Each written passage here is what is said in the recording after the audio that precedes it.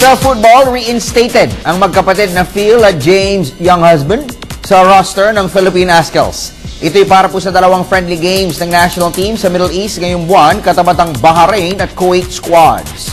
Puntirya po ng Azkals na malampasan ang kanilang semi-final finish sa AFF Suzuki Cup noong 2010 kung kaya't puspusan na ang kanilang paghahanda para sa pagsabak sa Biennial Regional Football Tournament na idarao sa susunod na buwan. Narito ang report ni Miss Ika Montes.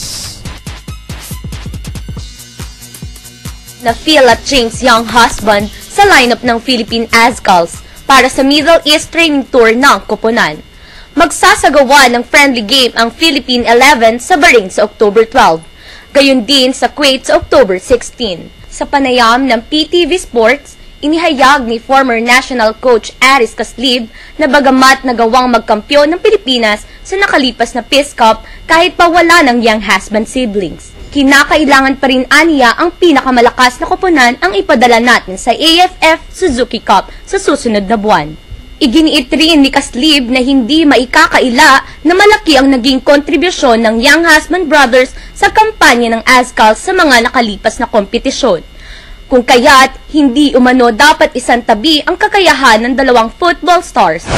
Ang importante kasi dito is lahat ng magagaling na player ng Pilipinas, no, they have to come in the Southeast Asian Regional Championship, which is the ASF Suzuki Cup. Totoong panalo tayo sa Peace Cup with some young players and our senior players.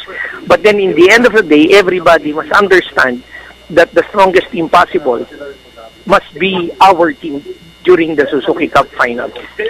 Samantala, pinaalalahanan rin ni Caslib ang Azkal management na dapat isaalang-alang ang schedule ng bawat player.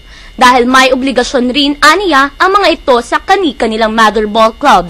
Ang challenge really is to probably prepare very well, talk to the people that they have to consider all the schedule of the men's national team. They sit down also because I mean all the players in the men's national team, they have club commitments also. So all these things must be ironed out as soon as possible.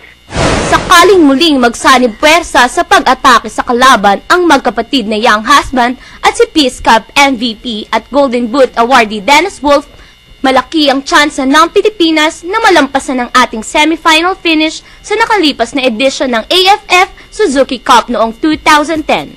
Para sa PTV Sports, Ika Montes, Telebisyon ng Bayan.